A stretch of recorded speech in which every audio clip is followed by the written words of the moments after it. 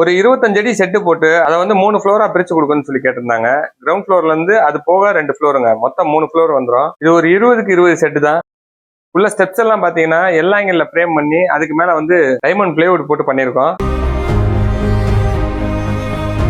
இதுக்கு hand railing pipe எல்லாம் 1.5 போட்டிருக்கோம். மேல இருக்க பிளாட்ஃபார்முமே பாத்தீங்கன்னா அதே டைமண்ட் பிளேவுட்லயே போட்டாச்சுங்க. டைமண்ட் பிளேவுட்லயும் போடலாம், அல்லது வந்து வீபோர்டுன்னு சொல்லக்கூடிய பைசம் பேனல்லையும் போடலாம். பிளைவுட காட்டிலும் பைசம் பேனல்லாம் கொஞ்சம் சவுண்ட் கம்மியா இருக்கும், பிளைவுட் வெயிட் கொஞ்சம் கம்மியா இருக்கும். உள்ள இருக்க ஃப்ரேம் எல்லாம் பாத்தீங்கன்னா 2x2 பார்ட்டிஷன் மாதிரி பிரிச்சாச்சு. இது நல்லா இருக்குங்க.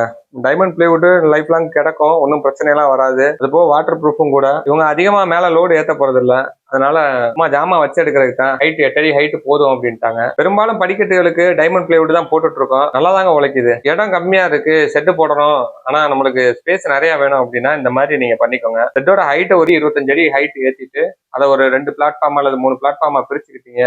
8 அடி 8 அடியா பிரிச்சுக்கலாம், அல்லது 10 அடி 10 அடியா பிரிச்சுக்கிட்டீங்கன்னா உங்களுக்கு வந்து ஒரு 500 ஸ்கொயர் ஃபீட் இடம் இருந்தா கூட அதை 1500 ஸ்கொயர் ஃபீட்டா நம்ம வந்து வச்சு யூஸ் பண்ணிக்கலாங்க.